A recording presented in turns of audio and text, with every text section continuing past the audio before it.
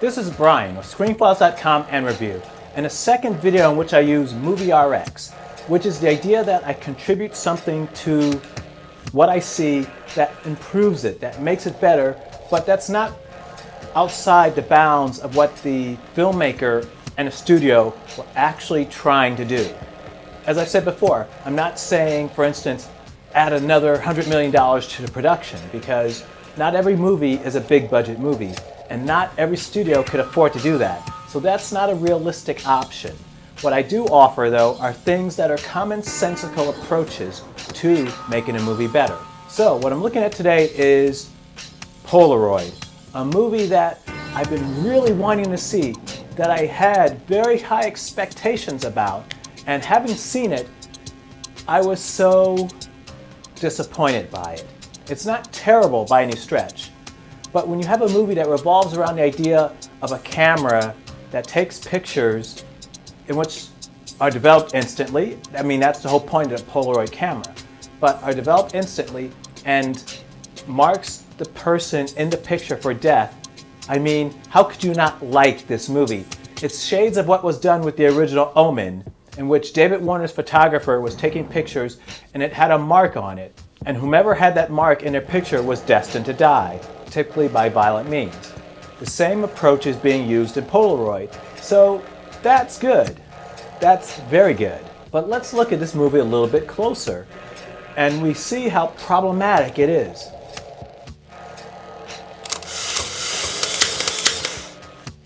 The problem with tinting a movie blue is that certain colors are pushed down, such as flesh tones. Take a look at Polaroid. It almost looks like a black and white film at times, because, once again, it seems to be that the movie is tinted in a tinge of blue. So therefore, flesh tones seem darker, particularly reds. Reds seem very washed out and almost brown. And for the life of me, I don't understand what the point of this was. Let's say the filmmaker were making a commentary on the lives of the people that lived in this particular town. I think it was called Locust Grove or something. And they wanted to tint it blue to illustrate maybe the way their lives are going nowhere and they seem lost as a group of individuals living in a place. If that were the aesthetic reasoning behind this tinting, I would get it and I'd be fine with it. And in that context, it actually makes sense. And it works narratively, assuming that that's an aspect of these people's lives you're examining. As far as I can tell, the tinting has no effect on anything in this movie other than let's tint it blue because movie. And it's the weirdest thing. And it makes the movie odd, visually speaking. But that's not the only problem.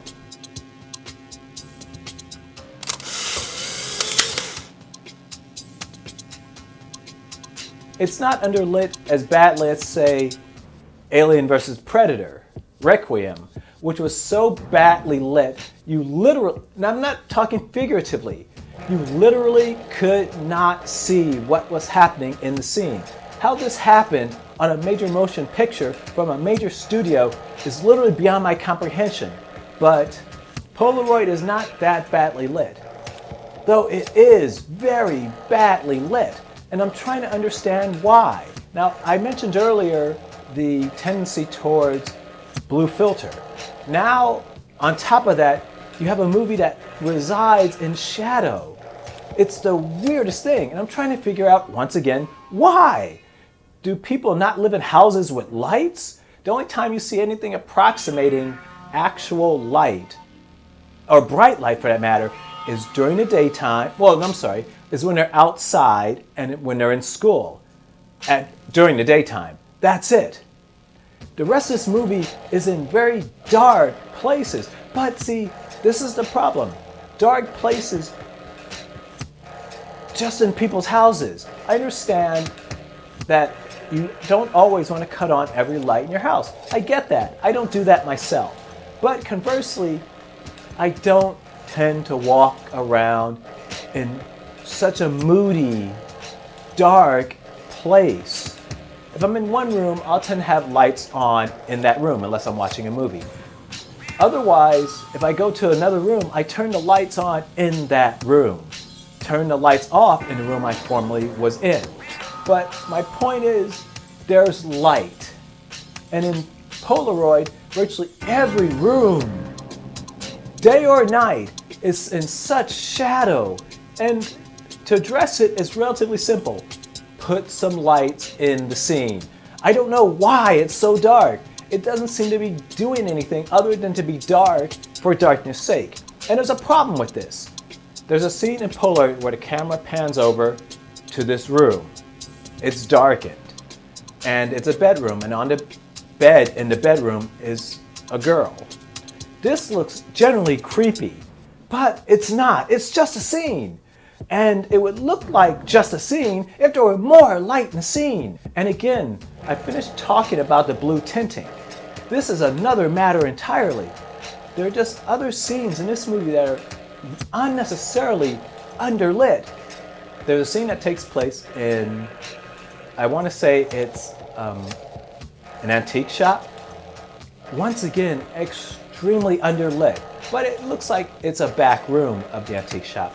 So maybe there's a logic to that, but how do you find anything? There's another scene where a character is just at home, underlit. Why is this movie so relentlessly underlit? And as I already said, it has the problem of setting up, unintentionally, setting up scares where there are none. Lighten this movie up considerably. Put some lights in here. Lighten the scene. They would create a demarcation in which to say, when scenes get darker, there's a likelihood that something scary is going to happen. If it's always dark, you just get used to it. And when something creepy does happen, you either miss it or it doesn't matter. So that would help this movie immensely.